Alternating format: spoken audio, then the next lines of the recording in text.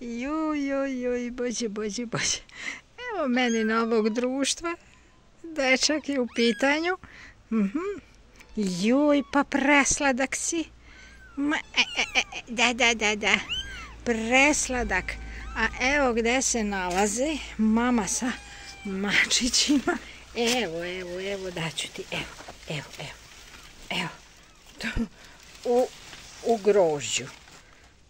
Evo, tu su u grožđu. Ima još jedna mala cica. Ako uspijem da je... Odi. Gde je ova druga? Evo. Isto jedan mali dečak. Evo, našla sam ih. Pa ja se ljutim, pa mnogo se ljutim, pa baš sam sladak.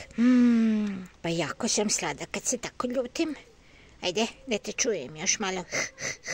Ajde, ti ćeš biti opasan mačor. Hoćeš. Evo dam te mami. Čekaj. Evo. To opet jedna mama koja je divlja cica.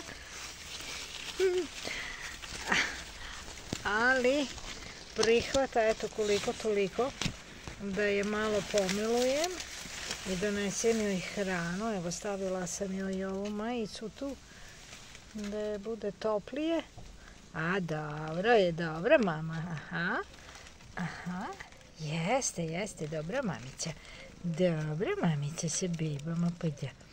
Sad će ona dobiti da jede.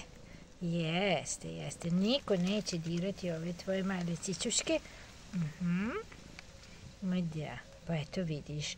Vidiš da ja nisam strašna. Ja ću ti samo pomoći koliko mogu. Pa da. Eto. Tako vidiš.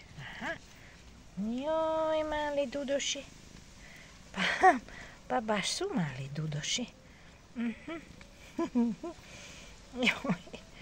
Joj, meni nikad dosta maca. Eto. Opa, ajmo. Evo tu smo kod mame. Evo tu, tako. Bravo. Eto ga. Mada. O, Bože dragi. Dobro. Eto, meni posla, ali lepog. Šta da kažem.